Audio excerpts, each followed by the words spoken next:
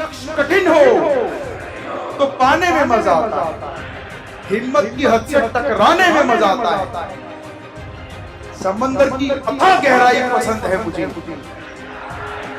आसमान की अनंत ऊंचाई पसंद है मुझे। समयबद्धता के साथ जीत जाने में मजा। मंच पर बोलने की कला, आर्ट ऑफ पब्लिक स्पीकिंग। और केवल एक टॉपिक नहीं, मैं 3 टॉपिक आपको ऐसे देने वाला हूं जो आपकी लाइफ को ट्रांसफॉर्म करके रख देंगे। और वो है मंच पर बोलने की कला। एक अकेली ऐसी कला है, हर व्यक्ति को यह जरूरत है कि वो मंच पर नहीं लेकिन बोलने की कला जरूर सीखे। ध्यान रखिएगा, एक बच्चा 11 महीने की उम्र से बोलना शुरू करता है और अपने जीवन काल में मृत्यु के निकट समय तक बोलता है, लेकिन बोलना क्या है यह उसको नहीं पता होता। बोलना कैसे है यह उसको नहीं पता होता। मात्र आपके शब्दों की ताकत आपका वर्तमान बदल के रख सकती है और मात्र आपके बोलने की ताकत आपके भविष्य का निर्माण कर सकती है। कुछ टिप्स मैं आपको देना चाहता हूं और ध्यान रखिएगा, जब आप उन चीजों का इस्तेमाल अपनी लाइफ में करेंगे तो आपकी लाइफ ट्रांसफॉर्म होने वाली है। क्या है ये फेस इंप्रेशन? कोई बता सकता है? एनीवन?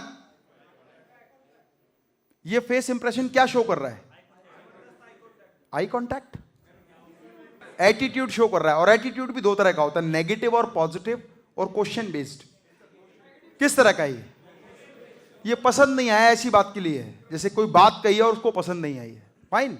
ध्यान रखिएगा, शब्दों की ताकत से ज्यादा ताकत बॉडी लैंग्वेज की होती है। और जो लोग बॉडी लैंग्वेज की ताकत का इस्तेमाल करते हैं वो अपने क्लाइंट्स के साथ कई गुना ज्यादा बिजनेस ग्रैब करते हैं। यह आपके ऊपर निर्भर करता है कि आपकी बॉडी लैंग्वेज कैसी है। ध्यान रखिएगा, प्रोडक्ट या सर्विसेज को सेल करने से पहले आपको अपनी एबिलिटी को दूसरे व्यक्ति के सामने रखना होता है। क्लाइंट जितना छोटा होगा, प्रोडक्ट आगे करने की संभावना उतनी ज्यादा होगी, और क्लाइंट जितना बड़ा होगा आपकी एबिलिटी ज्यादा काम करेगी। जितने लोग यहां पर शॉप, शोरूम, फैक्ट्री चलाते होंगे वो ये जानते होंगे, छोटा ग्राहक आता है तो फैक्ट्री दिखा के प्रभावित कर देते हैं, शॉप दिखा के प्रभावित करते हैं, प्रोडक्ट दिखा के प्रभावित करते हैं। लेकिन एक जब बड़ा क्लाइंट आपसे डील करना चाहता है तो वो आपके सेटअप पर आता ही नहीं है। वो कहता है if you are interested to deal with me, come to my office.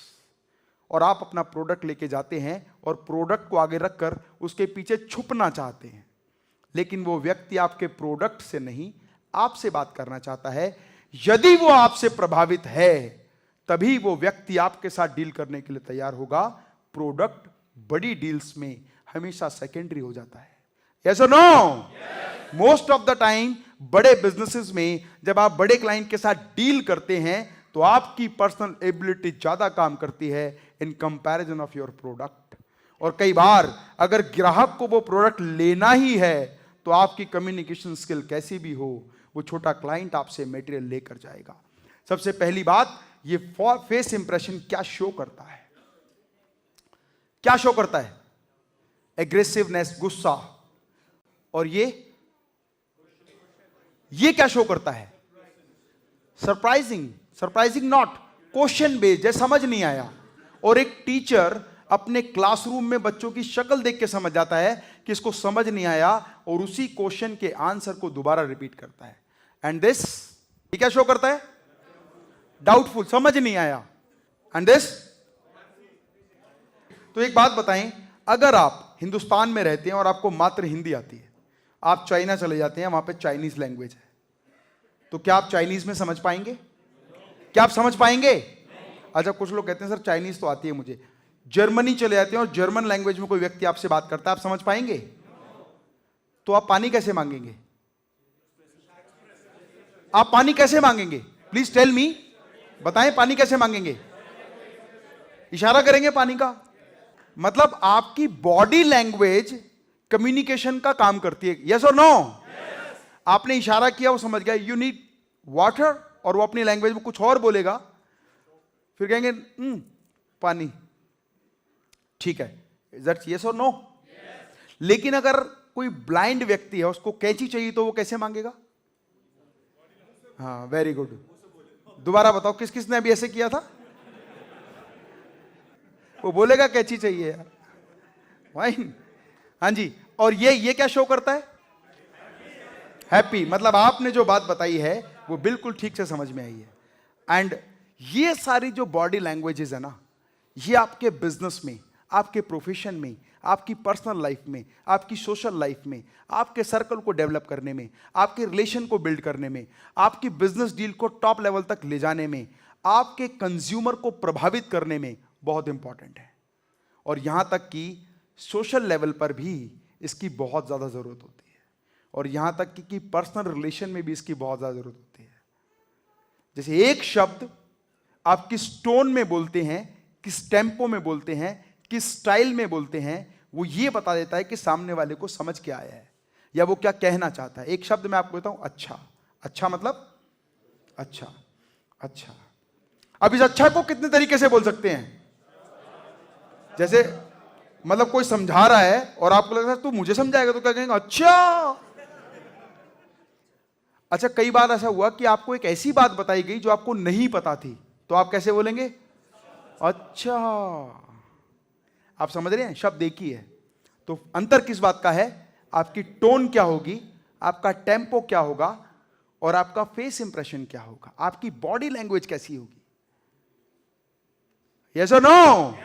तो हम बात करते हैं कुछ ऐसी टिप्स की जो आपको यह समझा देगी कि यदि इन सिद्धांतों का अनुकरण मैंने लाइफ में किया तो मेरी लाइफ ट्रांसफॉर्म होने वाली है।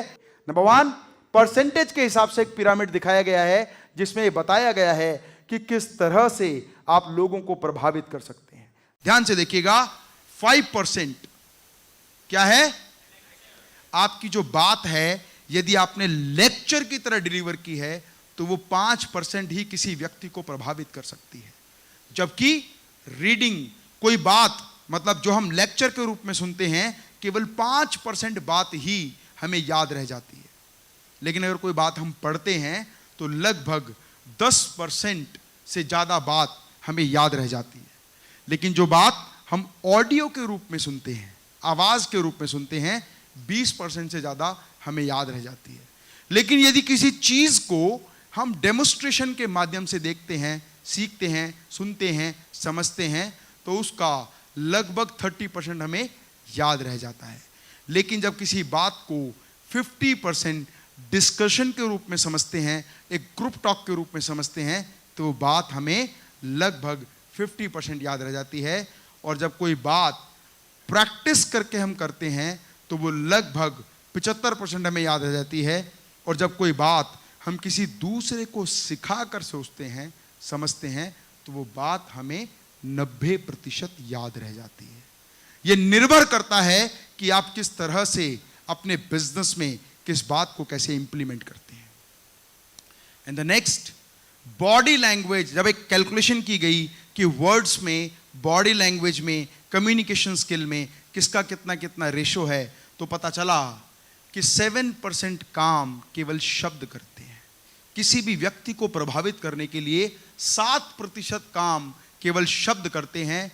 38% वॉइस टोन मॉड्यूलेशन, किस तरह से आप करते हैं, किस टोन में बात करते हैं, किस तरीके से बात करते हैं। और बाकी 55% बात body language and face impression से होती है। यस और नो? एक बात मैं आपसे कहना चाहता हूं, यदि आप इन सभी चीजों को सीखते हैं, समझते हैं, तो आप अपनी लाइफ को ट्रांसफॉर्म करते हैं। ध्यान रखिएगा, बॉडी लैंग्वेज में गेस्चर, आई कांटेक्ट, आपके स्माइल करने का तरीका। कई बार आपका कंज्यूमर आपको ऐसे प्राइस बोल देगा जो प्राइस आपकी कॉस्ट से भी नीचे होगी, और जैसे ही आपका फेस इंप्रेशन चेंज होता है तो आपकी डील क्लोज होते होते रह जाती है। जो लोग मार्केटिंग में होते हैं, सेल्स में होते हैं, उनके लिए बहुत इंपॉर्टेंट है इन सभी चीज़ों को सीखना, समझना और अपने बिजनेस में इंप्लीमेंट करना। Number 1 gesture, number 2 eye contact. अभी प्रॉब्लम क्या है, जब हम किसी से बात करते हैं तो ठीक तरीके से आई कांटेक्ट नहीं होता। और मैं पूरे विश्वास के साथ कहता हूं कि यहां जब आप किसी 1-to-1 मिलते हैं और आंखों में देखकर बात नहीं करते, तो आपका कॉन्फिडेंस थोड़ा सा कम लगता है, देखने में कम लगता है।